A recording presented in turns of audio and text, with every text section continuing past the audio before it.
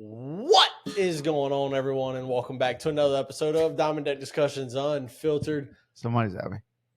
Who? You. Oh, yeah, me. I'm Coach Jace. That's Coach Rob. And what Coach Rob doesn't know is that we got three things on the menu. Two are numbers. The third one is a letter, and it is going to be 75 is the first one. 150 is the second one, and HOF is the third one for Hall of Fame because we had 5 inductees into the Hall of Fame. But not numbers, by the way. I said 2 numbers, and the other one was going to be letters. Oh. I think maybe I didn't. You probably didn't. But we don't have beers to open because this is take 2 of this podcast. Why would you even say that? Because we got to be honest with the people. We're unfiltered here. It is what it is. 75. Coach Rob is the number, and the reason why 75 is the number Here we go. Because your boy right here, Coach Jace, shot his best round ever at his least favorite course probably ever.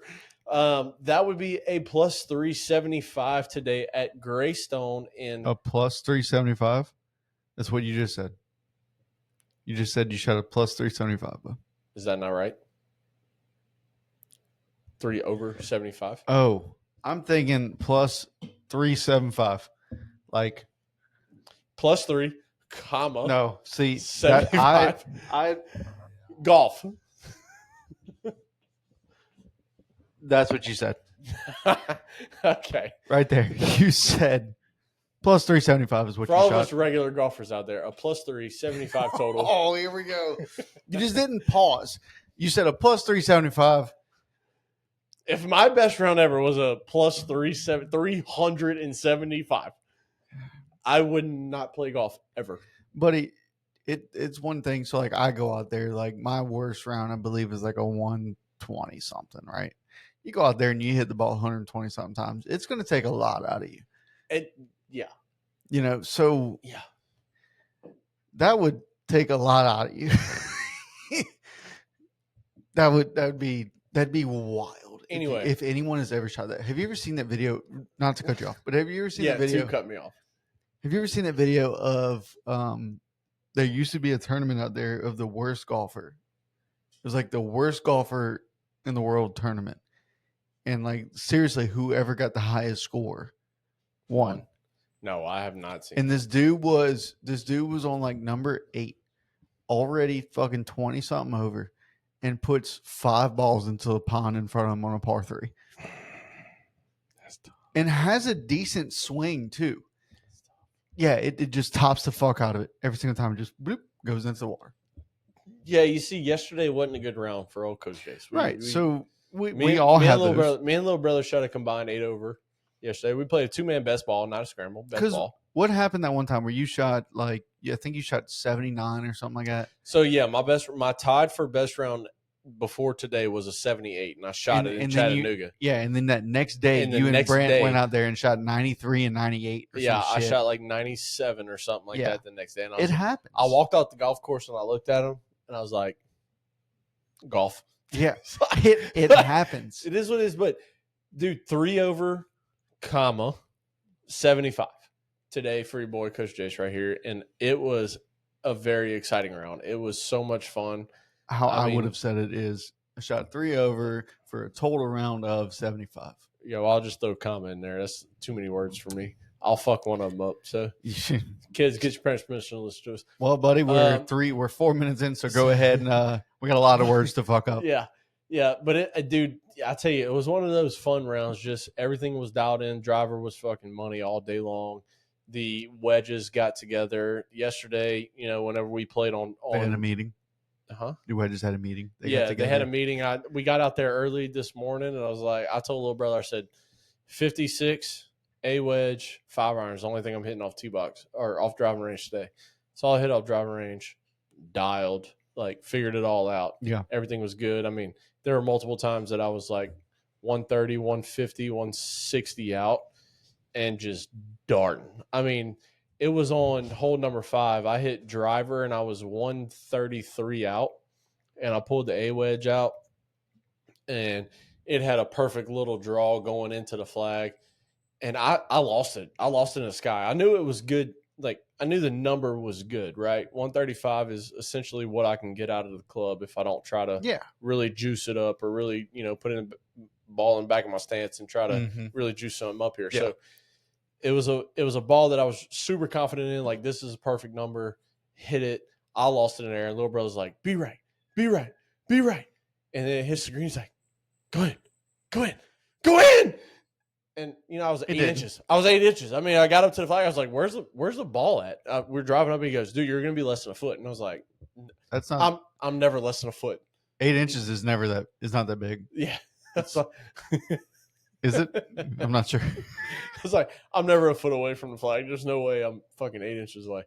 Turns out, we walked up to the green, and the guys that we were playing with, they're like, "Hey, you're good." Like, if you're gonna throw darts, this is hole number 5. Yeah. And they say if you're gonna throw darts all day, which is, by the way, the number 1 hardest hole in the course, is number 5. If you're gonna throw darts all day, don't. We're just gonna worry about coming in second place. Isn't that the one with that big ass ditch in front of the fucking green? So it's after number 4. Number 4 has a big dog leg right. Yeah, and then the big dog leg left. Yeah, and then you got a little dog leg right. If you hit it 320 off the box, you're in trouble. Yeah, and then this one has that tree kind of on the right hand side, but it has a bunch of hills. Yes, it just kind of goes right a little bit. Right in the middle of the fairway is a bunch of hills. You either need to leave it short or fly them. And then in front of the green there's a ditch. Yeah. Yep. So if you're not long off the tee, you have to lay up in front of the ditch, and then go over the ditch because it's actually a long par 4. It's a long par 4. It plays long. And the last thing you want to do is be short of the green. If you're short of the green, it's that false front the whole way. You're running back 20 yards. And the way it's been raining in South Louisiana, you're going to plug. But, dude, I mean, it stuck. It hit about 2 foot in front of the flag. Yeah. One bounce stopped. And then, one bounce didn't stop, but one bounce and just trickle because that green runs right to left. Right.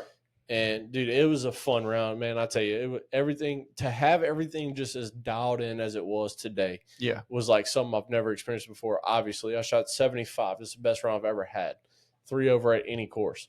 And, I am not a fan of Greystone. I know you're not a fan of Greystone. A lot of people that I talk to is not a fan of Greystone because it's just small. It's not small in terms of yard. It's just small in terms as width of fairway. Right? You don't have a lot of fairway. If you miss right, if you miss left, you are in trouble the majority of the round.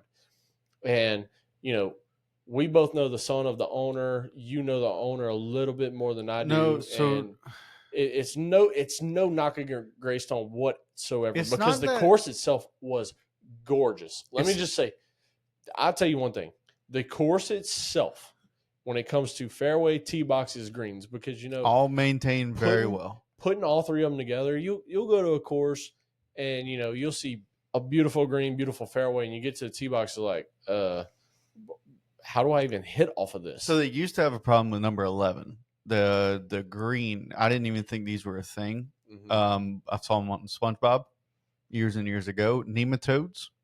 Did not know they were actually real until what happened was the green on number 11. Nematodes took it over, and once nematodes take over grass, it's over with. Very, very, very hard to get it back. Yep. If I'm not mistaken, they ended up hiring a new grounds crew to take care of it. Yeah. And it ended up getting taken care of. They used to have a temporary green. They made that hole a par 3 for a while and put the green in the middle of the fucking fairway. They did. I remember that. You remember that? I played whenever that happened. Yep. Yeah, and put the green in the middle of the fairway on this fucking hill. And it was very weird. Yeah. To try to. And the hole was like yay big instead of. Right. Yay well, big. because they had to do it because the way that fucking temporary green was, it literally looked like fucking Patrick Starr's house. Yeah. It was, it was just the way it was built. If you got anywhere on it, it had to be a wet day for it to stop. Yep. So, but they got all that fixed up. The course itself, like you said, it is a gorgeous course. Phenomenal. Love the course. Hate the way that the course plays. Yep. And getting back to knowing the owner and all, play baseball against Tyler Lockhart growing up, right? Do I know him per se? Have I hung out with him outside of that? No. But would he know who I was had I fucking went face to face with him? Probably not. Yeah. But if I reminded him, hey, my name is such and such, and I used to play, oh, yeah. yeah, he would probably recognize once you put two and two together. Right. I think they also own fucking Carter too, huh? Oh, I have no idea. I'm pretty sure that they also own Carter. Yeah, I have no idea, bud. Yeah. But no, Tyler's a great guy. Tyler used to throw fucking insane. He was the kid in 8th grade throwing 85 that you never wanted to face. Yeah. Because, well, he was a little wild. He was a little erratic, especially after like the second inning, where if he was the one that broke Lane Trahan's forearm. Oh, really? Yes. So he was pitching. We were playing at Runnels, in Baton Rouge. Yeah, Ronald's. What's not a school anymore. We were playing at that baseball field in the tournament. I love that field. And there was only, I think, 4 teams in the fucking tournament, but it was a 14U major. And Lane's here and just goes to check swing, turns a little bit, and his arm is caught like this, and ends up, ball hits him mid forearm right here, and he jogs to first, holding his arm. Dad's coaching first. Lane, let me see it. No, I'm good. Lane, let me see it. No, coach, I'm gonna run. Let me see it. Lane, you're catching. So first of all, we're getting you a courtesy runner. Yeah. Second of all, we don't know if you need to go to the fucking hospital or not. Right? So Lane finally Dad used to be an EMT, so Dad's seen broken bones, this and that, knows what they look like. And so he saw Lane finally let go of his fucking arm, and it's some bitch just swollen. Like, and Lane wasn't a small guy either. No. So, but that motherfucker was swollen. And dude, he ended up, Dad immediately said, all right, courtesy blue from my catcher. Yeah. Tommy, come take him to the hospital. It's broke. Yeah, it's broke. Ain't no doubt about that. But yeah, look, so 75 you shot, congratulations. And I was just looking at the calendar. We have T-minus 2.5 weeks till we play in Houston for your bachelor party. Yes, sir. We've been doing this for a long time. We've been through my engagement, your engagement, my bachelor party, my wedding, your bachelor party's coming up. Yeah. And then you get married later this year. Yeah. We have an eventful year this year. Yeah, dude, it's an exciting year. I mean, we had your wedding earlier this year. We got my bachelor party, like I said, 2.5 weeks, and then my wedding in 2.5 months. So 2 months and a week, actually. Holy shit, is that soon? Yeah. Fuck, October, that's right. Yeah. God damn it. God. So it's coming up soon, but the one thing we didn't mention, the one thing Coach Rob failed to mention here, when I shot my 75 today. Oh my God. We drove off the course. Before you say this, give me a fucking beer. I'll say it. We drove off the course. And the one thing that I did, I wanted to share the excitement. He was in the golf cart still with his little brother. And what did I do, Coach? You called me. You FaceTimed me. And I was, at the time, I'm doing laundry. Right? So I put the comforter on the bed, We have one more. We do have one more after this one for both of us. Oh, that's true. Okay, so we have one more item still in the dryer. I'm still doing laundry. It's fine. But I get a FaceTime from Coach Jace going, what the fuck does this dude want? And then I thought about it. I was like, oh, yeah, I mentioned maybe we could record today. Yeah. And I was like, but why is he FaceTime me? He never fucking FaceTimes me. Only when it's something exciting. If Coach Rob gets a FaceTime from me, something very exciting is happening. I did get a FaceTime me from me. What was that, yesterday? And was that yesterday or Friday?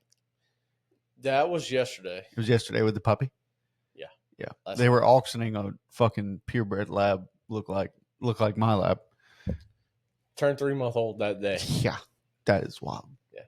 Anyway. I thought it was for free. So I was like, yeah, I'll take him. I don't care. But anyway, he FaceTimes me. Hey, you want to see my scorecard? Sure, bud. Let me see your scorecard. He didn't have a chance to say sure, bud. Camera was already turned around on the court. Yeah. Yep. Said 75. And his little brother's right there, can attest to it. I just said, all right, bud. No, he said go fuck yourself. I did say go fuck yourself.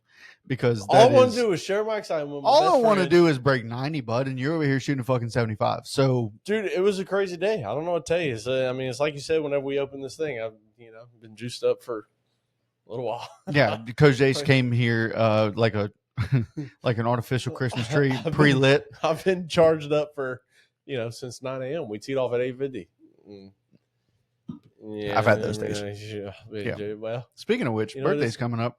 Birthday is coming up, Coach. You Which got a birthday means- in a month and 3 days. Yeah, I'll be 30 on August 30th, my golden birthday, Oh. and that is also opening day. Opening day of college football season. Oh yeah. This year, and there's Oh, yeah. 4 good games on the docket. I believe Utah's playing UCLA. There's Texas is playing Florida State. No, Bama's playing Florida State. Ohio State, Texas. Texas is playing Ohio State. LSU, Clemson. And LSU is playing Clemson at Clemson for who owns Death Valley. No, they regardless of outcome, LSU is Death Valley. Fuck them bitches. Hey, but look, chance of rain? Never. And if you don't know what that means, look it up. It ain't RAIN, by the way, if you don't know what it means. Really? I never knew this. Hold on, this is news to me. It's REIGN? Yes. Like, who's going to reign over LSU? Is nobody, is what it means. Did not know that.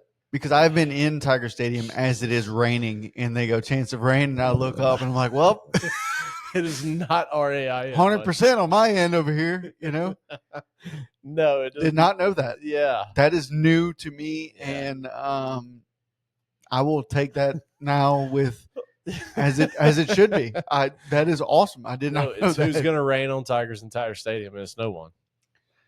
Chances of rain is never in Tiger Stadium. Understood. What it is. I'm thinking Death Valley's dry. Never rains in Death Valley.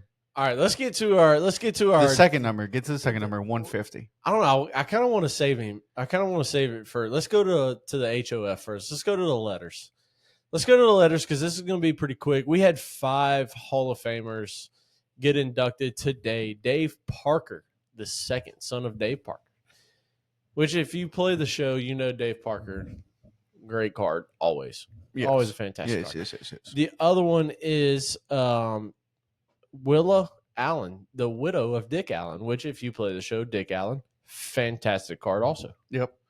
The other, CC Sabathia, Billy Wagner, and Ichiro. 3 that we got to watch. We didn't get to watch the other 2 play baseball. We didn't get to really watch Billy that much. Oh, yes, we did.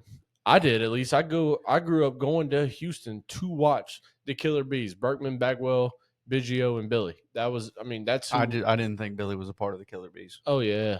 I always thought it was Berkman, Bagwell, and Biggio.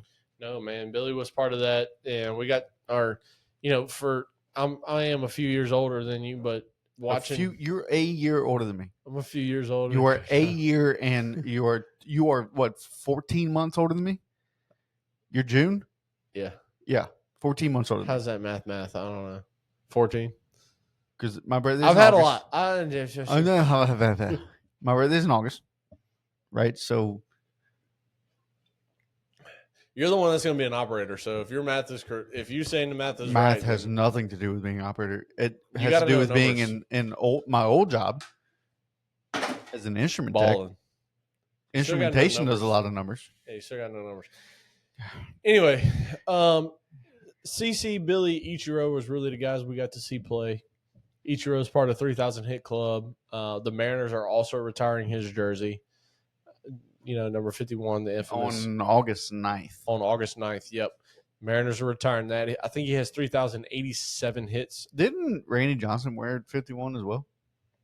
With the Mariners? He did. Yeah. Curious how that works. Why? His jersey's not retired until a week and a half from now. You can wear whatever number you want. Yeah, I know, but it's also Randy Johnson. Why wouldn't his number also be retired? So could they do both? It's Randy fucking Johnson. You could, you could, but Randy kind of jumped from. I won't how say did Randy. How did Randy and and Ichiro not play on the same team? That's a good question. I mean, Randy was there first, obviously. Yeah, because Randy was there with King Griffey Jr. Yep. Ichiro wasn't there. Ichiro didn't come till what, 2001 or 2000? 2001, I believe, if I'm not mistaken. Let me look it up. I can look at it too. Ichiro Suzuki stats. Let's see. 2001. Yep, 2001. Yeah. Haha. I mean, look, this is a guy that in his third at bat ever got to 300. He was 3 for 10. I mean, as a 10th at bat ever, got to his third hit. He was 3 for 10, hitting 300, and never dipped below that the rest of his career. Right. I mean, this is a guy that, infamous first ballot Hall of Famer, which is what he was. CC on the mound. CC's numbers, when you look at them, speak for themselves. CC did what CC did, and it was absolutely ridiculous how good CC was.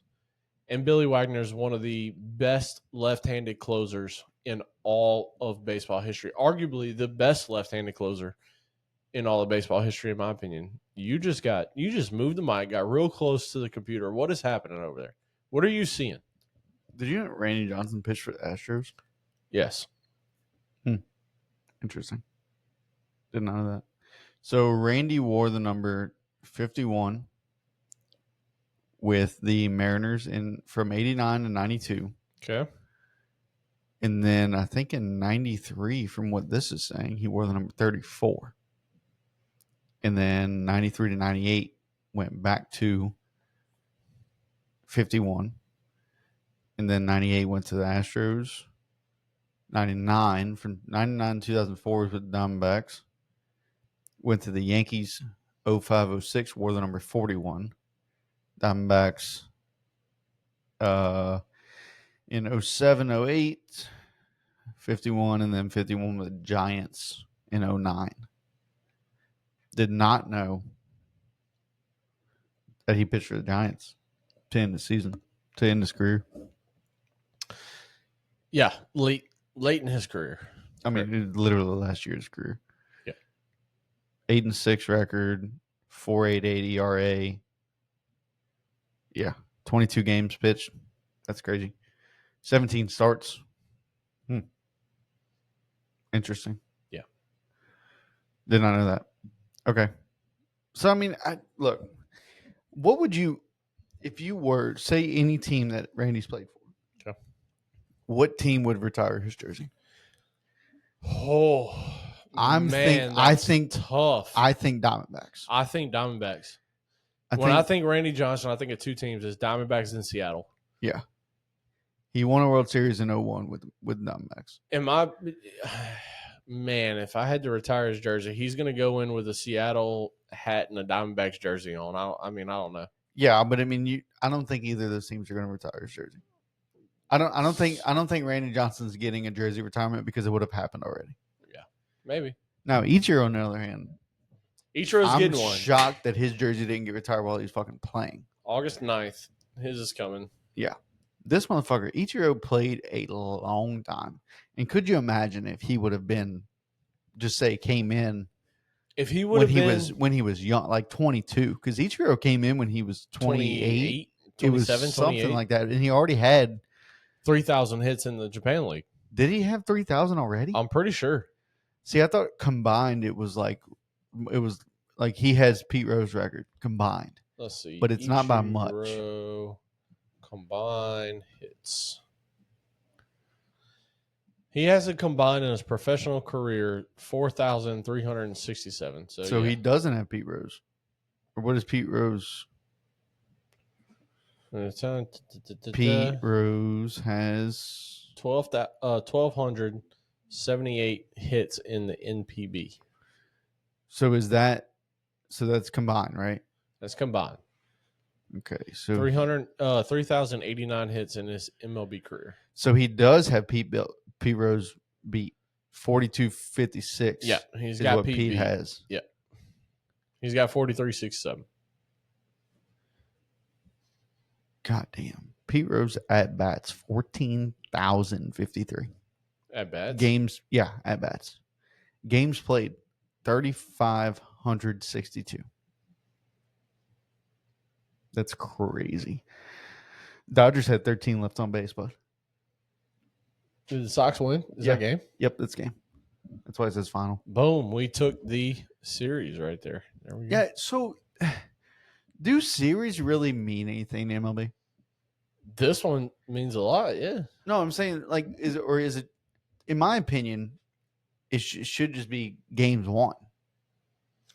Right? That's all that matters? Is your record? I mean, at the end of the day, yes, your record's the only thing that matters. What but- does the series mean?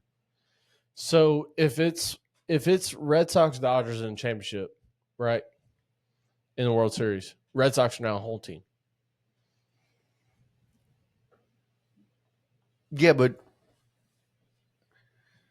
that's just one series though. They play each other. Don't they play like 2-3 series? That's the Against end each of other? their series of the year. Yeah, but how many series have they played against each I other? don't know. So that's what I would say. I would say that it only matters, and even then, your record against them matters. It don't matter who has a series, which the series kind of indicates The record. a record. You know. Anyway, the next number on the board is 150. Coach mentioned that at the beginning. We got through 75. We got through HOF, the Hall of Fame. Congratulations to Hall of Fame induction ceremony. Yeah, that already happened. Congratulations It's live right now. to the 5 that got in. Very well deserving for the 5 that got in. Coach, 150. And Coach Rob, what does 150 mean? And according to Jeff Passan, this is what it means. Never. Oh, I thought I was going to answer it. Oh, go ahead and answer. No, I don't fucking know. Go ahead and tell me. All right. Never, ever is what this means. Never. In baseball's 150-year history, has a player finished a game with at least 6 hits, 6 runs, 8 RBIs until 2 days ago, the current frontrunner of American League Rookie of the Year plays for the A's over his shortstop teammate Jacob Wilson, Nick Kurtz. Why are you yelling? Because I'm pumped up to talk about Nick Kurtz, dude. It's so exciting My about what neighbors this can hear man you. did. That they could be excited too. It's so exciting about what this man did. 6 for 6 with 4 homers in the game. This man totaled 19 total bases, 8 RBIs. And all 4 of his homers were Oppo. All 4 of his homers landed in the exact same seat, just about. This is a guy that ties Sean Green's single game record for most bases in a game. Was it 19? At 19. 19. This is arguably the best single game performance on the offensive side ever. And if you ask me, in today's game, with the way offense has been portrayed and the way pitching has excelled, really, this is the best offensive game in this sport's history. And look, Shohei did something we never saw before in Miami, but Shohei did it when they put a fielder on the pitcher's mound. All right, when he went that 5 for 5 game. Very true. With 3 homers, hit the 50-50 that in that game in Miami. Yep. We talked about it in that episode that might have been the greatest game. This surpassed. You go 6 for 6 with 4 homers. Coach, I want to talk about how rare 4 homers is, okay? In 150 years, this has been done 20 times. 20 times in baseball history. A perfect game has been thrown well above that number. That's how rare a 4 home run game is. If you're not even a baseball fan and you're scrolling X. Twitter. Thank you. Sorry. And you just come across, tune in here. So-and-so's 3 for 3 with 3 homers. Every single sports station out there, ESPN, ESPN2, ESPN The Ocho now, ESPN News, ESPNU, Fox Sports, Fox Sports 1, Fox Sports 2, TBS, TNT. Tune into any of them at that time. They're covering that at bat to see a 4 for 4, 4 homer game. Any of them, and every single one of them. That's how rare this feat is in the Major League Baseball season. 150 years this game's been around. This is the 20th time. 162 games a year in 150 years. The 20th time a player, one single player, has hit 4 home runs himself in one single game. That is how rare this feat is. That is how good Nick Kurtz has been. This is a guy with a 3.4 WAR. He has a 309 average, so he's not just doing it with the power, but he's doing it with the average. 23 homers. This is a guy that played a total of 33 games in all of the minor leagues. Not just not just double A or triple A.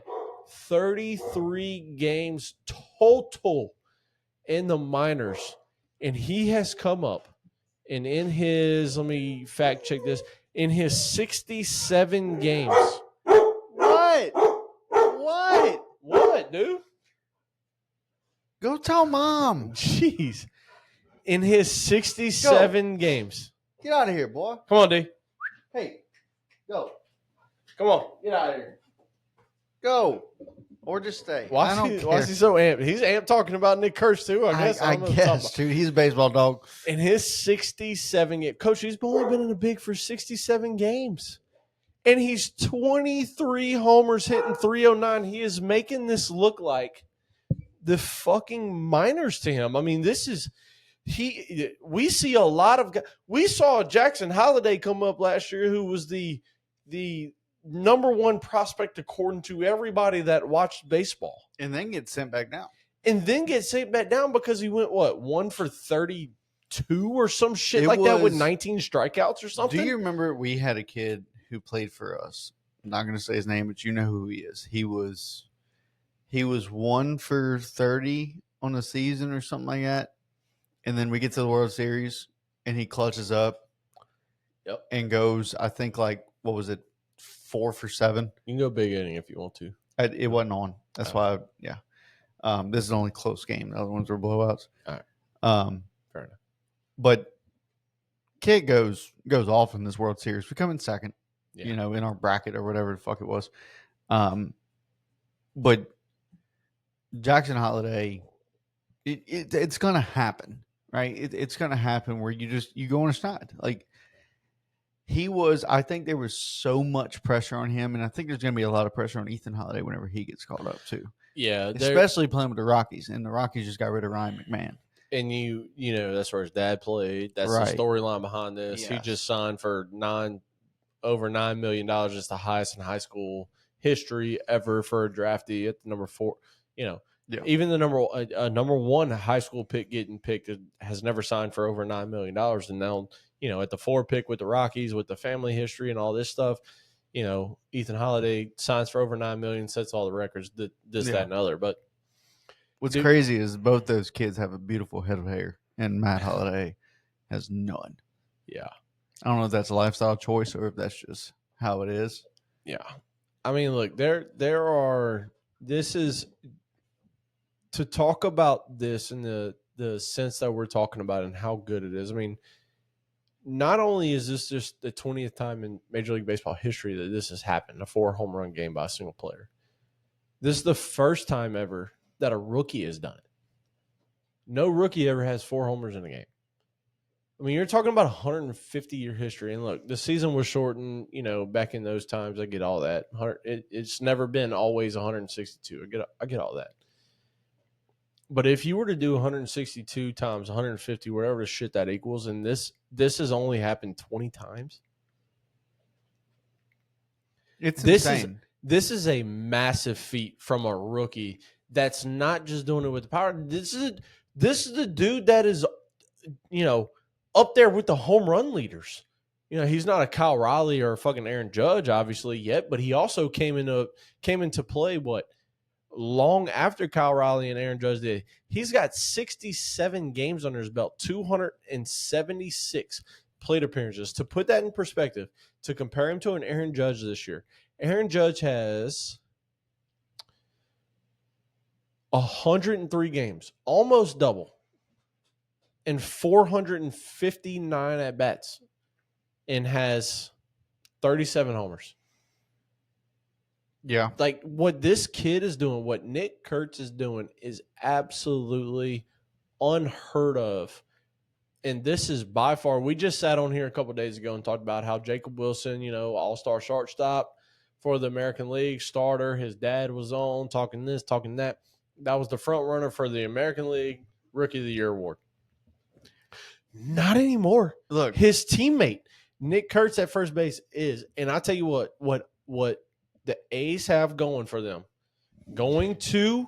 We've talked about this a million times. I've been telling everybody the 2027 A's are going to be legit, especially if Tommy ends up getting called up and you add Gage Jump to that rotation. Yep. Holy shit. Because look, I'm just looking up Nick Kurtz. Like, this is how little I know about him, or how much I don't know about him. I thought that he came from North Carolina. He did not. He went to Wake Forest. Yeah. Call me idiot, call me whatever you want. It just didn't. It didn't register, right? Yeah.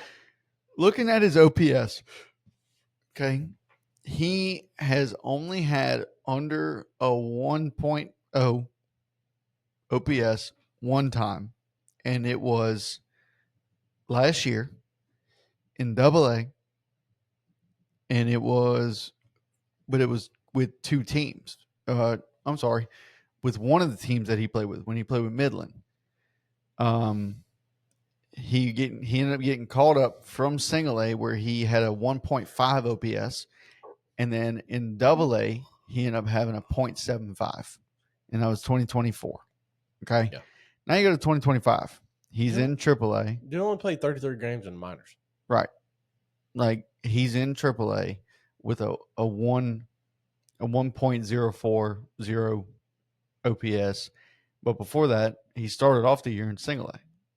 And this motherfucker had a 2.417 OPS. A 2.417.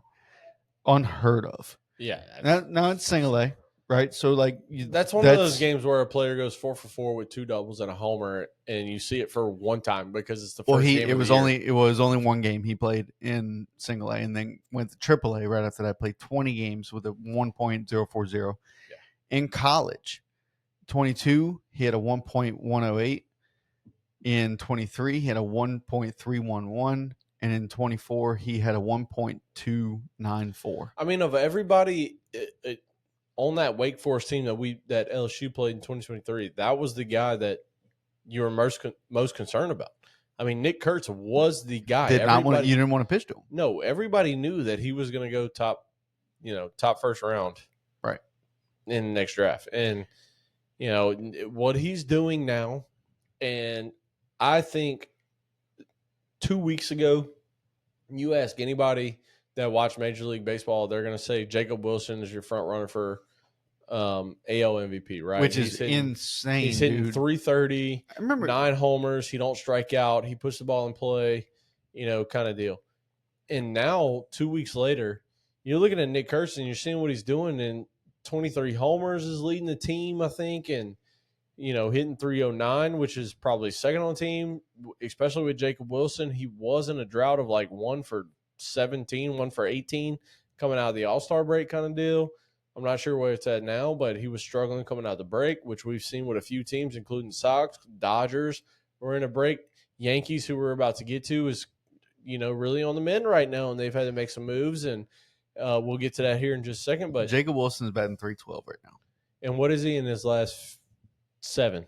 In his last 7. So I have his last 5. If you're on MLB.com, you should have his. I am not. Last 7. I am not. What is it? What is he in his last 5? I have to do some math. Oh, his last 5. Fuck, he only has 1 hit. That's what I'm saying. He's been in a struggle. So in his last 15 games, all right, this is a guy that's hitting 312 on the year, as Coach Rob said. He's 1 for 20 in his last 5. Yeah. In his last 30 games, this is a guy hitting with 2 strikeouts. 22 for 115 in his last 30 games. This month of July has been a real struggle for Jacob Wilson. And if you don't know what that math adds up to, let me just do it for you real quick. It adds up to 191. In his last 7 games, he's 3 for 29. It's 103 average with only 1 homer, only 3 hits, 3 for 29. And, it's one of those things where every rookie is going to have their kind of downfall, right? You're going to go through the rut a little bit. And we're going to see the same thing with Nick Kurtz at some point. He's not going to keep 309 going for the rest of this season. He's going to have a stretch where he goes 0 for 12, 0 for 17, 1 for 23, 1 for 24 kind of deal. We're going to see this happen. Same thing with Paul Skeens when he only went 4. We talked about it versus Mizorowski, and he gave up, 4 or 5 in that game versus Jacob Mizorowski that they did right before the All-Star break. So you're going to see these kind of things with rookies, and it is what it is. But at the same time, we got to give flowers where flowers are due, and what Nick Kurtz is doing is absolutely ridiculous right now. Nick Kurtz in his last 5 is 13 for 22. With how many homers? Because he hit 4. Yeah. So it was just that one game. Yeah, he hit 4 the other night. I mean, he went 6 for 6 that day. With 5 strikeouts. Yeah. 5 strikeouts in his last 5. His 2 walks. RBIs fucking 10. I mean, let's talk about what 5 games. I mean, 10 RBIs in 5 games. Let's talk about what the A's have locked up for a long time coming. Okay, you just Nick signed Kurtz, Brent Jacob Rooker, Wilson, Brent Rooker, and Lawrence Butler is who you signed in the offseason to long-term deals. You got Jacob Wilson and Vegas. The thing about this is that you have cornerstone players, right? Yep. Brent Rooker's locking up your DH for 5 years. Yep. Lawrence Butler locking up right field for 5 years. Jacob Wilson arguably playing the most important spot that you got on the field in shortstop for 7 years. Nick Kurtz playing first base for another 8 years. And oh, by the way, you got a catcher in Shea Langoliers that when he's healthy could lead the league in homers at any given time because dude might only hit 230, but he can also pump 40 out whenever he's healthy all season long. So you got 5 of your 9 locked up for at least 4 more years. At minimum 4 years for all 5 of those guys. And you put some money into this team going to Vegas? Hey, I said it, whenever you originally mentioned 2027, I think 2027, they're going to win the AL West. Yeah, I would not put it past them. Just depends on what other people in the division do. Because you look at the Rangers, they're getting old, right? If they're not there already. Astros, they're teetering, they're figuring it out. Astros have a winning culture. They're still doing what they're doing, even though they lost, what seems to be all their cornerstone players in the last 4 years. The Mariners have building blocks, but if the Mariners don't want to spend money, we're gonna talk about them because they made a big trade. They essentially kicked off the trade deadline with a big trade with Diamondbacks. As you can see, I got D-backs jersey on because this is the sellers of the trade deadline right here. Yeah.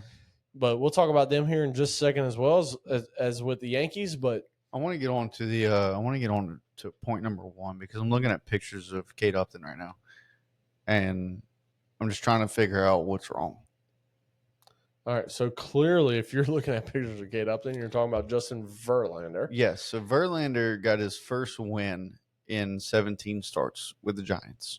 He is now 1-8 on the season and has a 4-point-something ERA. I got a 4.7 ERA. Yeah, has a 4.7 ERA. He's 42 years old, right? I just looked up how old is Kate Upton because remember I said that he was drinking out the fountain of youth last year. Yep, this is true. And she's only 33. And then I started looking at pictures of Kate Upton, and gorgeous. I don't know.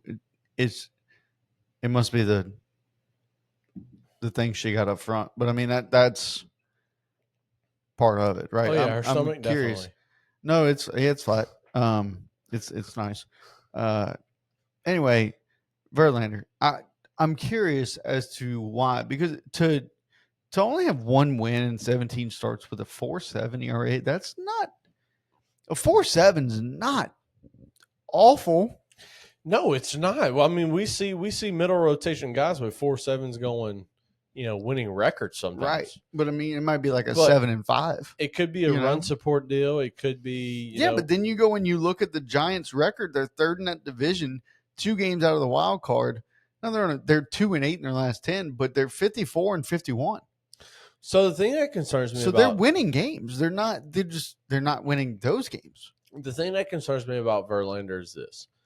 Over the last 4 years, including this year, he's gone 94 in the 3rd innings, then 68, then 90 in the 3rd, and he's at 84 and a third right now in his 17 starts. Over that time frame, the 94 and a third came after 16 starts. Hold on. No. In 2023, he pitched for 2 teams. Okay, yeah, He you're has right. 162. He has 162 and a thirds innings in 2023. You're right. I'm looking at just the Mets when he got traded to them. Because that's when I was like, "Holy shit, he's with the Astros now," and he went 7-3 with the Astros after 6-5 with the Mets. So in 24 was whenever he started having issues. You're right. I'm looking at the complete wrong thing. You are correct. Yeah, I mean but you look at that, like he had 27 starts in 23 at 40 years old, and you're like, God damn, this motherfucker. That's probably when I was sitting here going, man, it's Fountain of Youth in Kate Upton, this and that. Yeah, a 3.22 ERA. Last year he had a 5-6 record at a 5.48 ERA. In 90 and a third with Houston. Right. So almost 100 innings. Yeah. Very close. But I don't get it. I don't get why he just got his first. He's 1-8, dude. When has Verlander ever? I mean, dude, it's one of those things where, you could be sitting here, and when has he ever is never is the correct answer to this. So I'm looking at his losing records. Would you even count his rookie year in 2005? He went 0-2. No, he only made 2 starts in that. He only threw in 2 games. No. Now, in 08, he went 11-17. Yeah. Right. Other than that, 2015 he went 5-8. That's it. That's it. Other than last year, yeah, 5-6. And I mean, even in the 2008 role, he goes 11-17. He still had a 4.84 ERA. I mean, it's not a horrible ERA. We see guys throwing with 6s all the time. Look at Sandy Alcantara with Miami. He has a 6.5 plus ERA right now. I'm not exactly sure what the number is, but I know it's over 6.5. There's something in the water over there in Miami that just making him shitty. Like, something is happening where there's 0 run support whenever he's on the mound in San Francisco.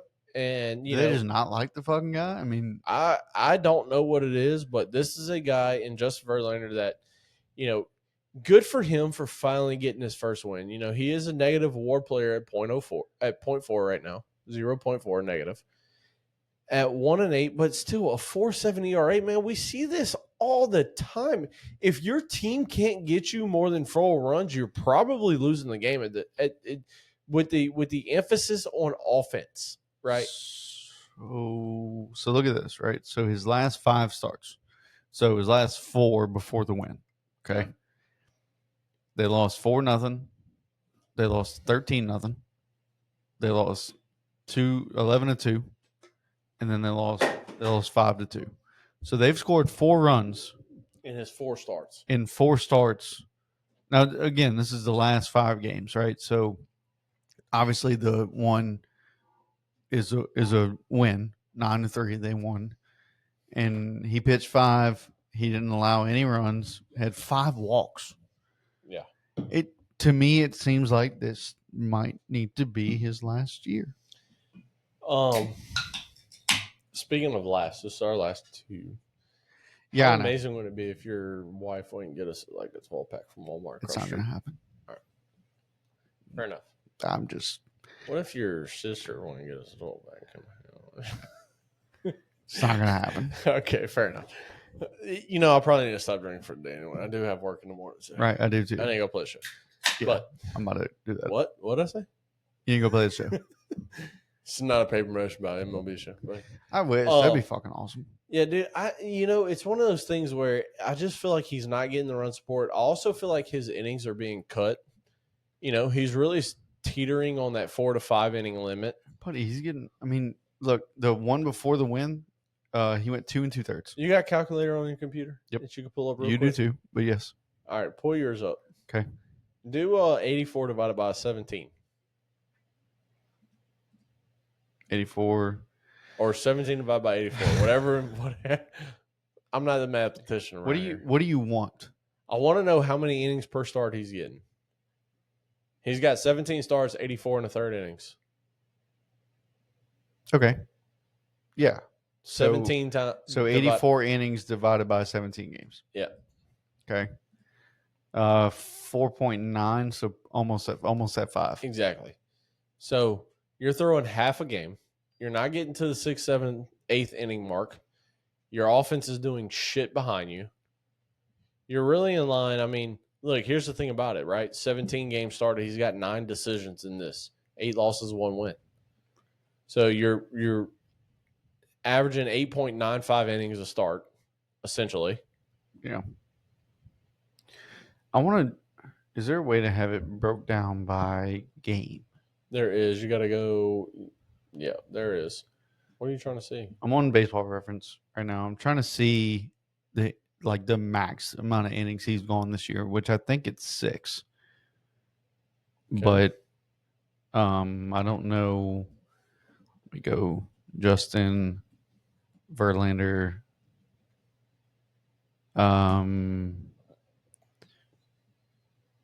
Game log. Yeah, it'd be like game 2025? by game. Yeah, it'd be a breakdown game by game log. Yep. Pitching stats per game. There we go. All right. So his first start, March 29th.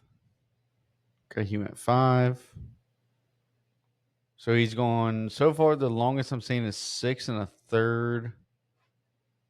Yeah, 6 1/3 is the longest that he's gone. And in that game, 6 1/3, he allowed 2 runs,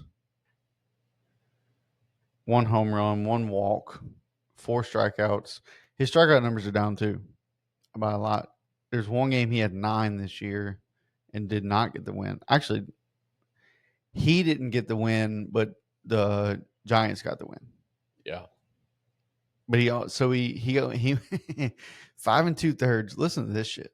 5 2/3, 9 strikeouts, 3 walks, 5 earned, allowed 6 total, allowed 5 hits, no homers, and they won in 10 innings, 8-6 against Cincinnati. Go figure. He went 90 pitches as well. His pitch count, dude, is just not what it. He's getting old. I hate to say it, but 42. Like Charlie Morton's probably the only one that's immortal like that. Knock. Who's there? Uncle Charlie. Uncle Charlie Morton. Jesus Christ. What's wrong with him? What's wrong with him? A lot. I don't know what to tell you. But dude, it's I don't know. Verlander has a lot going for him. He has a really hot wife. He is nice. His kids. You know, he has great things. Just retire. He's got a good life. He has a very good life. He has a good life. And he gets paid a lot of money. He gets paid handsomely to put balls in places. Yes. I mean, yes, he does. Yes. Absolutely. So why isn't he winning games? It's probably because he's fucking 42 years old. I mean, look, it is what it is. Him and Max is kind of. It's time, dude. Look, it's time. I do not see him coming back next year. Here's the thing: at 42 years old, you're kind of doing your thing, but and this ain't in the notes. He needs to start putting a needle in his ass. Honestly, this ain't in the notes, so I'm gonna go here real quick. Okay. Don't put a needle in your ass, JV. We don't. You're a Hall of Famer. You're probably a first ballot Hall of Famer. Fuck it, do it. Don't do it. Don't do it. I don't care. There is a guy that's probably not a first ballot Hall of Famer, probably not a Hall of Famer at all. But speaking of 42 years old, how about at 45, Coach, for his 14th team? 14th team, yes. It is a record tying with Edwin Jackson. Yep. With the Kansas City Royals. 45-year-old Rich Hill tosses a 5-inning, 6 hits, 1 earned run, 2 walks, 1 strikeout game, Coach. How about the old man Rich Hill? Oh, do you know his nickname? Dick Hill. No, Dick Mountain. Oh, Dick Mountain. That was close. Dick Mountain. That was close. That's the best nickname I've ever heard in my life. Yeah, MLB, bring back player jerseys that's got, Well, I don't know if he can put Dick Mountain on the back of his jersey. Corey's brother. Yes. Speaking of which, One of my favorites. Kyle Seager has a card on the show. Oh, what a great card. Cannot wait to get that one. Fantastic card, too. Yep, can't wait to get it. But, yeah, speaking of the old men, how about one for good old Richie Rich? Good old Dig Mountain, dude. This motherfucker, 45. 45 years making old. Making his 2025 debut, going 5. And gets the loss. Does get the L. Yeah. But only had, I mean, he went 5 innings. He allowed 3. I mean, look. But 2 earned. 21 years. I don't know if just the years alone gets you in the Hall of Fame, but if it does. He's not a Hall of Famer. I don't think he is either. Rich, thank you for what you've done with the sport of baseball. But he has a career 4 ERA. Yeah, he's not a Hall of Famer. Okay. I don't know. I mean, look, 1,400 innings pitched. This dude he's been around the game for a long 21 time. years, 23 years, something 21. like that. Something said Rich Hill at the age of 86 makes his July debut after now pitching. Now pitching for the Nashville expansion team. Yeah. Hey, speaking of pitchers that's done some weird and ridiculous stuff, this is also not in the notes. This is damn it. When are we gonna get to the fucking notes? Yeah, we'll get to the notes right after this. Our boy Paul Skeens, coach. I don't know if you know this, but Paul Skeens, only one pitcher in recorded MLB history has a sub 2.2 ERA and more than 165 strikeouts in his first 45 games, and that would be Paul Skeens with a sub 2 ERA at 1.94, and it's even less than that after he went 6 today. So this is not up to date, but 1.94 with 307 strikeouts in his first 44 games pitched as a major leaguer. Paul Skeens doing things that we've never seen before, and frankly, we come to expect it because we got to see it here in Baton Rouge. We got to see it here to lead us to a national championship, our first since 2009. You always kind of wondered, like, you know, watching him in college was fucking awesome. You know, and you awesome. watch him whenever he pitched in college, and you're like, God damn, how is this going to translate to the major league level? Yeah. And so far, it has. So far, but there is an argument for 2 of the best pitchers in the league, and it is either him or Tariq Skubal. In my opinion, as much as I want to say Paul Skeens is the best pitcher in the league, Tariq Skubal, he's the left side. He's 101 from the left side. He's Cy Young last year. He's probably going to win Triple Crown again this year. He's going to win Cy Young again this year. In my opinion, Tariq Skubal is the best pitcher in baseball. But a 1A, 1B of Tariq Skubal, Paul Skeens. If you want to put Paul Skeens at 1A, you want to put Skubal at 1B, you want to put Skubal at 1A and Skeens at 1B. I don't really care how you label it. In my opinion, that is the 2 best pitchers in baseball.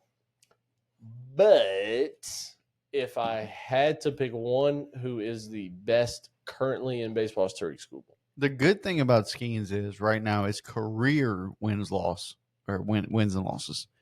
is 16-11. His career. Yeah. Because he went 11-3 last year. Right. So this year he's 5-8 with a 1.91. Insane. Which is insane. We just talked about how do you go 1-8 with a 4.7. How do you go 5? What was it? 5-8.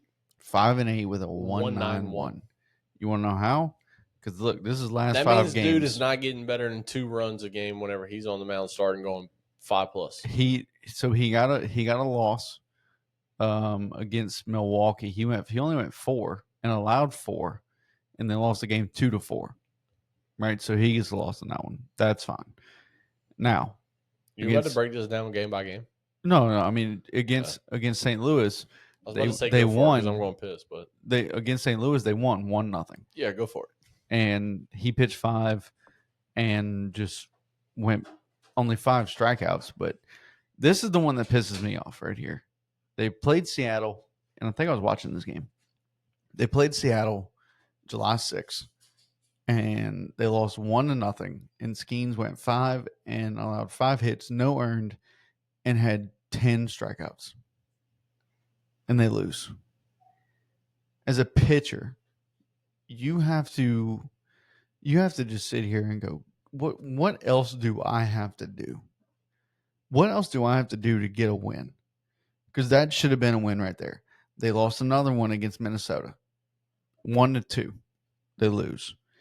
And Skeens goes 5 again, has 6 strikeouts, 2 earned. Like he gives up these 2 runs and we can only score 1. Right? I don't know who's pitching for Minnesota. I would assume it'd be Joe Ryan or something like that, but it's ridiculous. He got a win against Detroit in his last start on the 21st. Went 6 innings, 6 strikeouts, 1 walk, 1 hit by pitch, allowed 0, allowed 3 hits, and then they allowed. I mean, they scored 3. Dude, like he's took the door out my hands. Yeah, he does that. I don't know what's wrong with him. He sees something. We're convinced that he sees ghosts. Is it ghosts? We're convinced he sees ghosts because he'll bark, and we'll go and we'll look at the window of what he's looking at, and we're like, "There's nothing there," and he's just figuring it out. I don't fucking know. Anyway, what were you talking about? Talking about how Skeens, the game that pissed me off was the one where he went 5 and had 10 strikeouts against Seattle, and then lost 1-0. He didn't allow any run. The bullpen allowed the run. No, the one that pissed me off is the one we covered at the beginning of the year where he went 6 or 5 or whatever, and he came out in that inning. It was 6-0 Pittsburgh, and then, as I said, I think it was last episode, maybe 2 episodes ago. I thought that was his debut. No. Not his Major League Baseball debut. I thought so. No. I could be wrong. But anyway, he went 5 or 6 that game, came out, it was 6-0, and by the end of the inning that he came out, it was 9-6, the other team. So yeah. What's next? I don't even know. Pete Alonso. Oh, Big Meat Pete. Yes, Big Meat Pete is 4, 8, 12, 17 homers away. No, how many? 4 home runs away. From Darryl Strawberry's record? From Dale Strawberry's Mets. Daryl. Yeah, you said Dale. Oh, maybe. You can go ahead and listen back to it whenever we post it. That's fine. Dale Strawberry's. Daryl. Yeah, Darryl Strawberry's home run with the Mets at 252. Pete currently has 248, so he's making a stride there. He will definitely get that by the end of the year. He'll get that. I mean, career home runs wise, I believe. Now, here's the question. I know they just paid him a decent amount of money for this year. Yes. Do they trade him before August 1st, and does he not get that? No, you can't trade him. No. Okay. No. I was about to say, so if they trade him, there's no possible way he can get the career home runs as a Met. No, they're not trading. Okay. So they're not trading. But look, Pete has been doing his thing this year. You can't trade him because Pete is such a pivotal part to your first place team. You got to think they're a game ahead. How many players have been traded that are like, why the fuck are they trading this guy as the best player on the team? Yeah, but he's having a career year right now with the Mets. Yeah, no, he's gonna opt out at the end of the year. Yeah, he'll sign a new contract with some team, whether it be the Mets or whether with another team. But the Mets are leading that division right now by a game over the Phillies. There's no. I rearranged my hats. The Mets have to add. Actually. You can't subtract, and you're definitely not subtracting your best power hitter. Right. Yeah, I mean, look, who's also hitting like 280 or 270 or some shit like that. Good for Pete. But another record that's out there that I don't know. I don't see him playing today. We're watching the Angels game currently. He's in the dugout. They just showed him. Mm-hmm. Joe Adele robs a home run, looks like.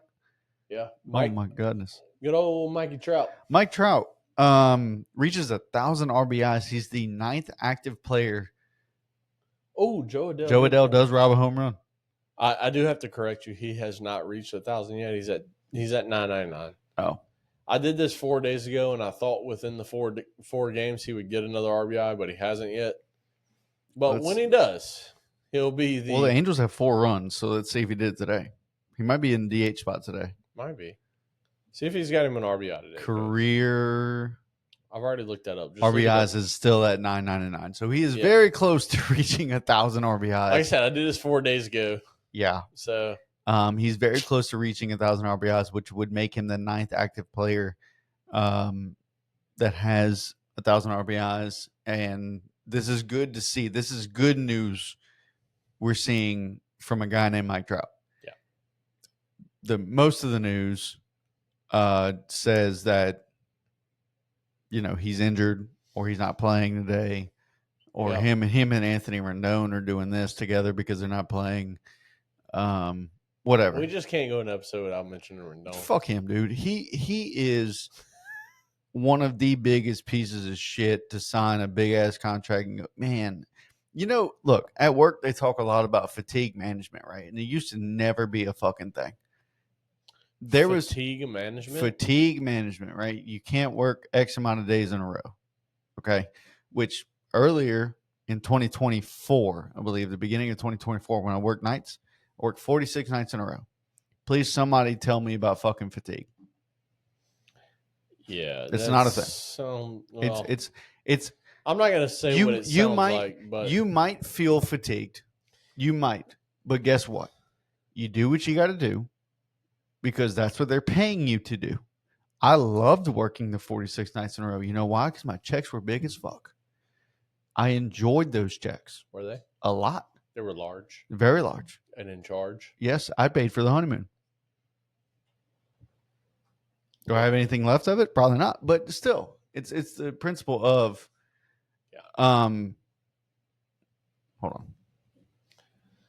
The principle of it's the principle of they're paying you a handsome amount of money to do your job. And what do they call this game? Baseball. A kid's game. Yeah, the kids game. It's a kid's game. Could you imagine telling your coach, like, you pay me $1 million a year to go play fucking hopscotch, I'm gonna do it. But I mean, growing up, right? Like, it's not to take away from the injuries, and I get, as an owner of a team, it's a business, and you got to protect is one thing. But then whenever you come out and you fucking say, "Oh, I think we just played too many games," it makes you look shitty. Exactly. It makes you look awful. I get as an owner of a team where you're paying a guy $275 million, like, that's something that you kind of see as like a franchise player kind of deal. But at the same time, you know how many injuries I dealt with in my life? I mean, I've had my fucking meniscus restored 2 times, 3 times. Like, I had a conversation about you getting hurt the other day. My fucking right elbow, I was told to take 12 to 16 weeks off, and I was like, fuck you, I'm not taking any weeks off. I'm not taking a fucking day off. Yeah. And still went out there and throw. My right shoulder is, and all my shit is fucking shot now. Oh, obviously. Absolutely, yeah. But at the same time, I can never imagine walking up to my coach while I was playing baseball for free because I loved it as a kid so much that I died for this game. Coach, I'm tired. Coach, my arm hurts. I can't pitch. Coach, my leg hurts. I can't do it. No. Dude, it might have not been the best thing to do. I'm 31, and last night I could barely move at this fucking Rock and Wine that we went to because my left knee was hurting so bad. I probably need to get that checked out. I got out on the first tee box today, and I'm limping to my fucking tee shot. Definitely need to go get that checked out. And I shot my best round ever. Like, you just push fucking through it. This is not a pussified game. You just push through the shit that you're dealing with. Like, it is what it is. That might be, kind of on the limit of saying, but at the same time, time out. There's certain injuries. Let me explain it like this. The only reason that Rendon looks bad is the comments he made. That's the only reason. 100%. If he would not have made that comment, we'd have said, "Fuck, he's just injury prone." Yep. Right. We play too many games. I wouldn't be opposed to an 82 game year or 120. But now it makes him look like he's just doing this shit on purpose. Coach, I'm tired. I'm not playing today. And nothing against Josh Hamilton. That's what makes it seem like. Nothing against Josh Hamilton. He's one of my favorite players ever. If you haven't read his book, go read his book. It is one of the best books ever. I am not a book reader, but I've read it 3 times front to back because I love his book. They made a movie? So much. No, they have not made a movie yet. But I love his book so much because of the detail it goes into. But to me, the Anthony Rendon situation sounds a lot like the Josh Hamilton situation where he had the back issues. He went through x-rays, MRIs, CAT scans, all these different scans. They could not find anything wrong with his back. They could not find nothing. Everything was intact. But he said, I can't move, my back hurts. I can't do this, my back hurts. I can't do this because of my back. Can't do this because of my back. This is the early 2000s. This is when he went through all of his shit that he went through before he became arguably the best outfielder in the bigs. All right. We can't forget the year that he hit like 338. He won the home run derby or set the record for home run derby home runs in a year with like 29 million of them that he hit. Didn't even win the home run derby. Didn't win that year. Josh Hamilton was one of my favorite players of all time. Back when the show was, back in the day, that was the first guy I go trade everybody for Josh Hamilton. I wanted Josh Hamilton on my team because I loved him. I used to put force trades on. Exactly. Where I can trade Joe Schmo for fucking Albert Pujols. You know what I mean? Yeah. Like, you could trade a 69 Joe Schmo for a 99 Albert Pujols. 100%. It'd take trade. Yes. Yeah, I never did that. But I needed Josh Hamilton on my team. And this was the time, or at the same time, where as a Red Sox fan, I needed Chris Sale on my team. This was, to the teen years where he was with the White Sox, and he was like a 79 overall as a relief pitcher that sucked. But I was like, no, you're going to be a starter for him. Point being is Anthony Rendon sounds like a lot of Josh Hamilton stuff here where there's a lot of demons that he's fighting. And hopefully this ain't true. This is all speculation. Hopefully it's not true. Allegedly. Yeah. Hopefully it's not true. Josh Hamilton stuff is true. Those demons he was fighting, there was never a back issue. There was just quote unquote hurt there. And Anthony Rendon sounds a lot like that. Oh, I'm hurt because I don't want to play 162. I want to play 90. And has he? No. He's played like 62 games. This is max since signing his $258 million deal. 60. I don't know what his deal was with the Angels, but 7 years, 245. All right, 245 through 2026. He's a free agent in 27, so he has one more year on this contract. So how many games does he play? What's his max? So scroll down Baseball Reference or according whatever to this, since he's been with the Angels. What is this? We can't just say according to this. We got to give credit. According to Baseball Reference. Okay, got to give credit.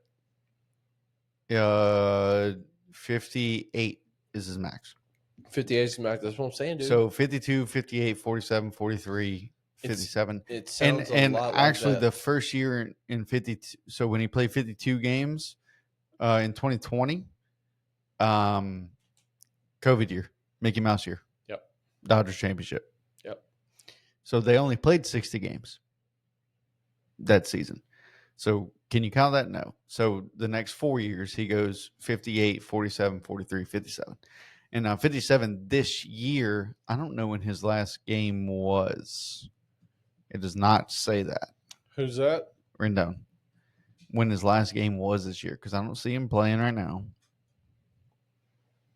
It's just crazy. This motherfucker has not played a full season since he was with the Nationals. Look, I'm going to tell you right now, how I feel about Mike Trout is how I feel about All-Star, 2025 All-Star, center fielder for can you take a guess, who's injury prone, and if he's healthy, he's one of the best players in the league? Is it All-Star? All-Star. Oof. I don't know. That one's tough to me. Yeah, it is tough. Byron Buxton. Okay. We have not seen a full year of Byron Buxton in, God knows how long. Right. I mean, I can really tell you how long. Since 2017, we have not seen a full year of Byron Buxton. But right now, he's played 85 games. I think we're right at the 100-game mark, 105-game mark, roughly. If we can get a full year of Byron Buxton, I'm super excited to see Double B's playing, because I'm a big fan of Byron Buxton. And I've always said from, when he made his debut where he played 140 and he went 253, dude did insane stuff at 16 homers, ran the bases better than anybody, stole bags, fast as shit, cannon from the outfield, and just absolute speed on the bases. Did you see the podcast that D. Gordon was on? It's called Raw Room. Probably bits and pieces, snips of it, but I hadn't seen the whole thing. He said some shit on there. Dude, you need to go look up how they told him not to win the batting title. There's a reason D. Gordon is where he's at now. Well, But I want to talk about this 2017 year. This is his third year in the league. This is where he played the most games ever at 140. Kyle Riley, Since Kyle Wendipe, the big dumper. big number goes 41 home runs. 2017, Byron Buxton played 140 games. Coach Rob, I just want you to know, since then, since 17 in order, 28, 87, 39, 61, 92, 85, 102, and currently right now as it stands, 85. This is a guy, if he can give us 140, this is a dude in MVP conversation all day long. And the only reason I bring up Byron Buxton is because if Trout and Rendon can give us 140, 150 a year, that team in the Angels is completely different. 100%. Completely different. You imagine them two healthy with Ohtani. Like if Ohtani would have stayed. Which I'm glad he got a World Series. You know, I'm glad he did what he did. You know, Yeah. If you're worth it, they'll pay it. Yep. But Coach, I do want to get to. I want to ask you. Do you want to finish the notes today? We are hour 16 in. We can finish these notes. We can, but it might be another 30 minutes. Let me see. Hold on. It's up to you. So we still have 4. Not 4. We still have 4. We still have 5. We 5 and 6. We touched a little on 5 and 6, and then 7 as well would be the last one. So let's skip 4 for now. Okay. Sorry, let's- this little sidebars conversation going on. 5, 6, and 7 all kind of go together. Yeah, they can all kind of realm with each other. So trade deadline is here, right? We are Sunday, July 27th. We have 4 days to the deadline. We have seen some moves be made. Correct. And 2 of those moves have come from the 2 teams that we expect to make the most moves. I mean, essentially, as I said earlier, I got Diamondbacks jersey on. We expect them to sell 4 or 5 players. They've already sold 2. One of them being Josh Naylor, their first baseman. The other one being Ahmed Rosario today to the Yankees. That trade got dealt out today. We'll talk about that one here in just a second. But, Coach, let's start with old Josh Naylor, man. First baseman, Diamondbacks going to be I believe is going to be a free agent at the end of this year. He's already in the lineup. He goes to He's playing in this game right now. Yeah, he is playing this game. He goes to the first baseman needy Seattle Mariners. They have been without a first baseman since Ty France. Remember, he came along, had a burst out first year or two, and then just absolutely shit the bed. I'm pretty sure he's just a free agent at this point or playing in a minor somewhere. Yeah. I don't know. Fact check that if you want to. Wait, Ty France? No, I believe he's on a roster. Okay. Like I said, fact check that if you want to, but Ty France has not been what the Mariners essentially thought he was going to be. So they go out and they get a guy in. He's with Minnesota. He's played in 98 games already this year. All right, so he is playing. Yep, full time. He's hitting 254. He has 6 home runs, 44 RBIs. Yeah. Well, he's played in 98 this year. There you go. So he's played in a couple games, but a couple. Yeah, a couple. He's still. He's played in damn near every game. Jesus Christ. Josh Naylor goes to the Diamondback. Naylor, barely even know her. First base needy Diamondbacks or Mariners here. And just to put this in perspective, what the Mariners first baseman, they've gone through a lot in a first baseman. All right. This year, what the first basemen have done, they've hit their slash line. 234 average, 398 on base, 410 slugging. 104 WRC and 25.6% K rate. The reason that Josh Naylor works out so good for the Mariners first baseman, and we know Seattle is a hard place to hit. We got all that shit. Josh Naylor is slugging 292 batting average. That's roughly 70 points better than what the Mariners have been all year. A 360 slugging percentage, which is roughly 80 points better, and a 447 on-base percentage, which is roughly 47 points better, or 37 points better. But, Coach, here's the big number right here. Mariners first baseman this year, 25.6 strikeout rate. Coach, Josh Naylor does not strike out. He has a 12.4 strikeout rate. That is less than half of what the Mariners first baseman have been this year. That is why, in my opinion, this is such a huge pickup for the Mariners, because we covered the Mariners last year. This was a team that was second in the division for a long time. They lost out of the wild card. They lost out of the division on the last day of the year, getting into the postseason. Okay, last game of the year, Texas won, or Houston won, and they lost, or Texas won, and they lost. However it was, I don't remember exactly. But this was a team with the second to last batting average as a team in the entire league. Not just in the AL, not just in the AL West. In the entire league was second in batting average, second worst in batting average last year. This is a team that needs a guy, a cornerstone essentially at first base, to lock it up for the next 2 years.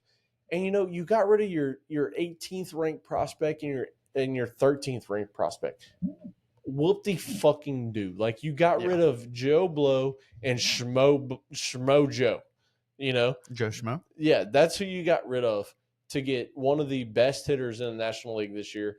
A guy that's going to lock up your first base side. You get another lefty in that lineup to go, with Julio, with Cal, and now Josh Naylor and Randy. You got a 2, 3, 4, 5 right there. That is one of the best. Can hurt you at any time. Yes. No, They can hurt you at any time. They're one of the best, not just in the AL. They're one of the best in MLB for 2, 3, 4, 5. Now is Naylor the best first baseman out there? Probably not. On the trade block, yes. On trade block, yes, but I'm talking about in the MLB right now. Would you say he's top 5? Mm-hmm. You say he's probably at 4 or 5, right? Yeah, he's probably 5, but right. Yes. Okay. Yeah. So the Mariners get him for little to nothing. Yeah. Right? And as you mentioned, this is a Mariners team that they're always right there. So right now, they're listed as a 6th seed in the wild card. Yep. Okay. They are 56 and 49. They're 3.5 games out of first place in the division. You're 6 and 4 in the last 10, and they have a run differential of plus 23. Does this Mariners team actually make the fucking playoffs this year and make a run from this trade? You have Luis Castillo, what's his name? Logan Gilbert, and Brian Wu, who's an all-star, and George Kirby. Yeah. And you're the 6th seed in the wild card? What are you missing? You're missing offense. What does Josh Naylor provide? Josh Naylor goes up there. I cannot tell you how many times he swung and missed and his fucking helmet falls off because he's trying to violently murder a baseball. And this is, in my opinion, what they need. Emerson Hancock, that's their other guy. Emerson Hancock, very good. Hancock, got it. Very good pitcher. Okay. But they needed this, and I'm glad they got it. Now, one other piece that I think they need to fill their spot to make the playoffs, to make this run, go get the guy you traded to the Diamondbacks. Go get Gino. I agree 100%. Go get Gino. Go get Eugenio Suarez right now. Trade whatever the fuck you got to trade. Don't get rid of any of your starters. Get rid of prospects if you can. You can make up for it. Get rid of Luke Stevenson. Trade whatever you can to go get Eugenio Suarez. Honestly, I'm being dead ass serious when I say this. I would go probably Luke Stevenson as the catcher, right? Even though they really don't need one, but you can move Gabby to first if you need to, especially. Well, they also have, who is that catcher that they drafted? Yeah, but you're not worried about drafted right now. Luke Stevenson's one of the best prospects in the Seattle. About the Diamondbacks. I know, but you're not worried about. Didn't they draft a guy that was committed to LSU as a catcher? I don't. It was like 2 years ago, I believe, in the Skeens year. I thought maybe Blake something. Maybe so, but you can put Gabby at first base, and you can put Luke Stevenson behind the plate, or flip flop him, whatever one you want to do. But if you're Seattle, you have the pitching mantra of the whole league, right? Everybody wants to take after what do you do at single A, double A, triple A to make your pitchers the best whenever they come to the majors, which is what they do, right? These guys have done it. Did it with Kirby, Wu, Gilbert, Bryce Miller. He's the other one that we didn't even mention right there. I wouldn't be surprised to see a Logan Gilbert, Luke Stevenson for Geno Suarez, Eugenio Suarez trade here. And honestly, I would love to trade because you still got 4 number ones. And when you get to the postseason, you only need 3. You only need 3. Yeah. You only need 3. All right. And you call Cade up. And you go now and you do what you got to do to win right now. This team has been on the cusp of winning. And Chris is going to be all over this. You have been on the cusp of being a postseason team, and we saw it 2 years ago. 2 postseason teams, and the Rangers that weren't supposed to get in, and the Diamondbacks that got in on the last day. You weren't supposed to be in the postseason, and you make a run because baseball is all about who gets hot at the right time. We've talked about this 1.5 million times. Who gets hot at the right time? And when you got the offense to do it, and you only need 3 pitchers, and you can throw Luis Castillo, George Kirby, Brian Wu, Logan Gilbert, you still got 4, even though you get rid of Bryce Miller to get Geno Suarez back on your team, by the way, who you traded 2 years ago to the Diamondbacks. You get a Geno Suarez, and you can go a 2 through 6, not a 2 through 5 that we just mentioned, but a 2 through 6 of that team with J.P. Crawford leading off at the top point or hitting 7-hole, wherever you want J.P. Crawford to hit. Right. You have one of the deepest lineups in the league. You have one of the best pitching staffs in the league. And, oh, by the way, you got Munoz at the end of the game coming in. He's one of the top 5 closers in the game right now. Yeah. You have your start the game, your continue 1 through 9 and get you to the runs, and then you have your back end to close the game. Seattle, please, I'm not even a Seattle fan, right? I grew up going to Houston and watching Astros just as you did. I am no Seattle fan whatsoever, but as a baseball fan, Seattle, please go all in. Do whatever it takes. Get Geno Suarez back on your team, hitting 37 homers a year, hitting 260. I don't give a shit. Put him in the middle of the order, going with the other 2 through 5 that you already got there, and go fucking win this division or come in second, make it to the postseason, rely on your pitching staff. I am so sick of this team being called, oh, our prospect system. Fuck your prospect system, okay? Prospects don't pan out in the majors every time.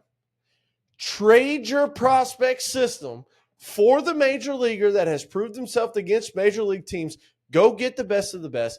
Get to the fucking postseason and see what happens because you got the best starting staff of anybody that would make it in the postseason. Anybody, American League, National League, you have the best. And by the way, if you only need 3, which is what I'm predicting that you need, which is what everybody else says that you need, you put the 4th one, whoever you don't believe in the most to make the 4th start, you put that one in the bullpen to be your best bullpen arm for 6th, 7th, and 8th inning. And then you go to Munoz in the 9th and you go win postseason games. Because at the end of the day, I don't give a shit what you do in the regular season. Same thing for my Red Sox. I don't give a fuck about the regular season. As long as you make it to the postseason. If you go 2 and barbecue in the postseason, you did nothing for me.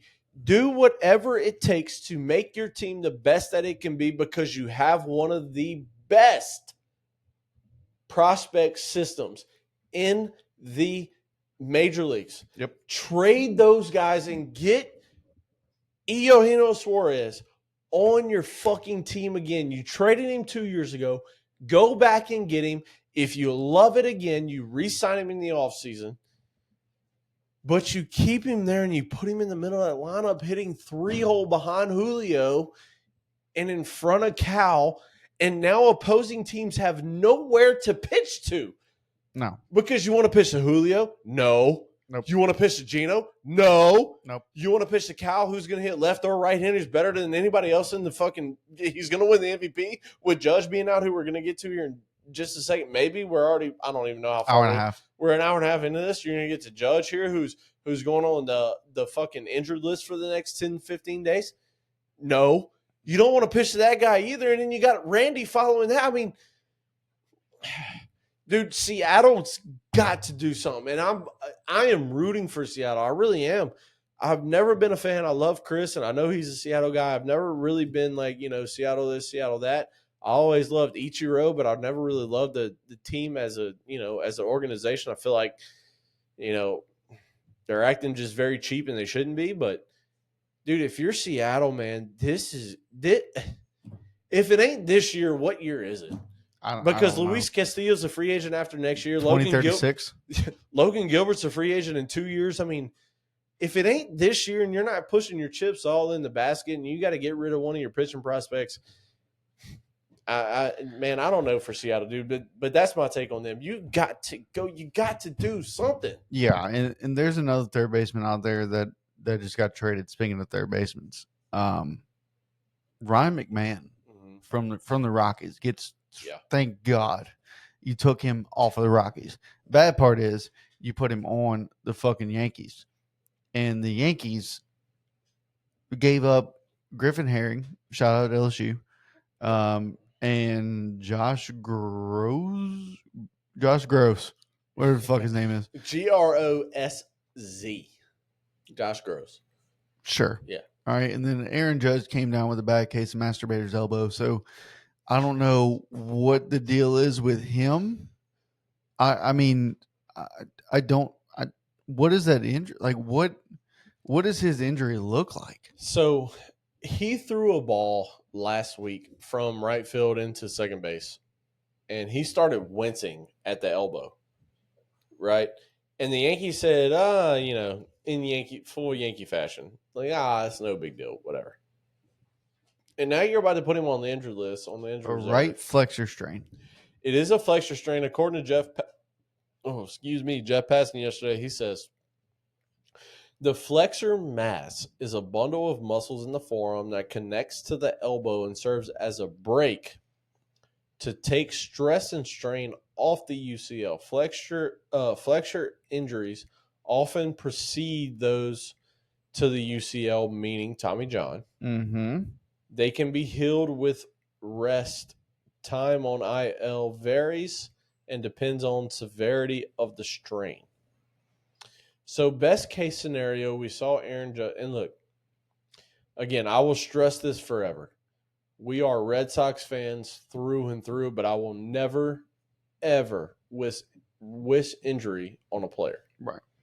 Especially one of Aaron Judge that brings in hundreds of millions of dollars to this game that we both love. Okay? Yeah. So with that being said, I truly hope this is not something that he has to have Tommy John and he's out for all of next year trying to rehab this thing. So this is the difference between Aaron Judge and Anthony Rendon. All right, I know we're done talking about Rendon, but let me just tell you the difference between the two. Okay? They asked Judge what happened, and he said, I couldn't throw. That kind of sums it up. Okay? And he asked the Yankees to let him DH, and the Yankees decided that they want to put him on the IL. So he still wanted to be some part of the game. Hey, man, look, I can't fucking throw, but I can hit. Yeah. Put me in there. Put me in the lineup. Put me as a DH. Right? You just got him at Rosario. You're going to stick his ass up in right field. Right. And you'll figure the fuck out. And they said, no, we're going to put you on the IL. Right? So they put him on the IL. And they said minimum 10 days. Mm-hmm. And then they'll evaluate from there. But it seems like he's going to get that wish that whenever he comes back, he'll be a full-time DH until, and he'll kind of be rehabbing. It's essentially the Shohei Ohtani treatment. Yeah, I think this is a DH move for the rest of the year. With Ahmed being in right and Ryan McMahon at third base, obviously, he goes to DH the rest of the year, and they go from postseason whenever either, when they win or when they get eliminated, they get second, third, fourth evals and go from there. And we get news about what's going to happen for him in November. Aaron Boone said Giancarlo Stanton will be taking reps in the outfield, but is not expected to see innings there while Judge is out. Please put him in the outfield. So Pretty please. So there was Pretty a please. podcast I was watching. I believe it was macrodosing, and it's a Barstool podcast and all. And they were talking about Stanton. They were talking about just how big as fuck. Like, and he had at the beginning of the year he was out with what was it, forearm tightness or he had something. It was the forearm and elbow stuff. But he said he was gripping the bat too fucking hard. And that's how he had those injuries. Yep. And I was like, how the fuck? And then they showed videos. And like, obviously, I've seen videos of Stanton hitting fucking monster shots. Right. But it makes so much sense. Like, dude, it seems like, so you ever see. When you watch him grip, it almost looks like he turns that top hand over and he's like, we always grew up with, line your knuckles up. Yeah, right? it was here. Yeah, line your knuckles up. Yeah. He almost looks like, and even doing this, like, hurts. Yeah. Like, I feel the pull. Yeah, on top of my elbow doing that. And when I always thought that even last year, 2 years ago, watching him was seeing how his top hand essentially folds over the bat. I don't know. But I also don't. I haven't looked at his swing in slow motion because even if he does do that, it could be whenever he comes through, he comes here, and now his power's coming from here. Like he turns it back in. Yeah. I haven't looked at it, but look, the Yankees are right now in second place in that division. They're in I want to say they should be leading the wild card. Yes, the Red Sox and the Mariners are tied for the 6th seed right now. So they're in third seed right now. But the Blue Jays fucking go 8-2 in their last 10, and they're winning that division by 5.5 games. Blue Jays, which is insane. Come out of nowhere. We thought they were what, fourth place? I had them at third, yeah. Third or fourth, yeah, and they're in first. That's insane. Yeah, that's insane. But this Aaron Judge, look, just stop cranking it, okay? I'm pretty sure he has an old lady. He does. Get her to do it. He does. I don't know what your pregame rituals are, but figure it out. Coach, I got one thing before we close this thing out. Okay. It's the last thing. I'm gonna put it on the screen. You share it, bud? I am. I'm gonna share it. I'm in love with sharing. I'm proud of you. Ever since I figured it out. It's what MLB is doing next weekend. MLB is hosting a series in Bristol? In Bristol. Yes. At a NASCAR track. No, not Bristol. Speedway Classic. Here's the view of it, Coach. I mean, can we talk about just how great this is? Because this is fantastic. Yeah, I saw what a view. I saw the images of that. Hopefully they pack that motherfucker. What a view. We are going to be in the middle of a NASCAR speed track. I mean, I don't know what the freezes shit himself. I just read that, dude. Yeah. Have the cars race around them mid-game. That is dude, funny. That would be sick. If we could have like a mid-game race, just like all of a sudden, fucking Acuna hits one and breaks the windshield of a car as it's driving. I mean, dude, can we talk about how cool this is going to be next weekend? Oh, dude, it's going to be dope. I cannot wait to watch it. I mean, it's going to be a really good game, I think. Braves are playing the Reds. Okay, dude, Ellie could fucking. Ellie could hit one on track. Ellie could hit one. Ronald Acuna could hit one on track. Yeah, but the track really isn't that far. If you pull one foul. No, I mean, if a lefty pulls one foul, it's on track. If a righty hits one to the left. We've seen people hit one over Fenway on the Lansdowne Street. On the Lansdowne, man. So I'd imagine that track isn't, but 50 foot. Yeah.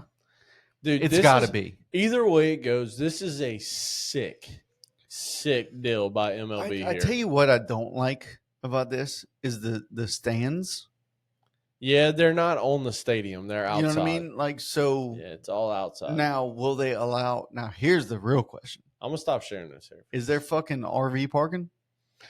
Like how you can get in like the infield on a race? Probably. That'd be sick. To go and just sit on top of your RV and watch the fucking game. Yeah. They're probably like $15,000 seats, but still. Yeah. That'd be awesome. Are they playing a series there or the game? Three game series? set. Yeah, 3-game set. That'd be nice. That'd be nice. I can't wait to fucking watch it. That's when August 2nd. This weekend. This is weekend? Yeah, this weekend. This weekend coming. Okay. All right, Coach. I think that's all we have. We're out of beers. Go ahead and close this out. We're done for the day. Diamondbacks here. Sellers at deadline. They've already traded 2. They're expected to trade at 5 or 6. So Padres, I think, are selling too. Padres are going to be buyers and sellers. You know what's crazy? So this jersey, I don't know if you saw the back of it. Whose jersey it is? Turn around. Let me see. No. Is it Machado's? No. First baseman. Hosmer. Yes. Eric Hosmer jersey. Which Eric Hosmer was a bad son of a bitch. Yes, with the Royals. Diesel will be coming through. Oh yeah. There he is. Hey. Oh shit. Here goes Coach Rob, everyone. All right, well, I fell, ladies and gentlemen. Thank you, Diesel. God damn it, son. You have to turn I've me. never seen that before. You have to turn me. That's the first time. There we are. Diesel's ever done it. There we are. Son of a bitch, Diesel. All right, Coach, go ahead and take us out. All right, I'll go ahead and take us out. Thank you, everybody, for tuning in. This has been Diamond Deck Discussions Unfiltered.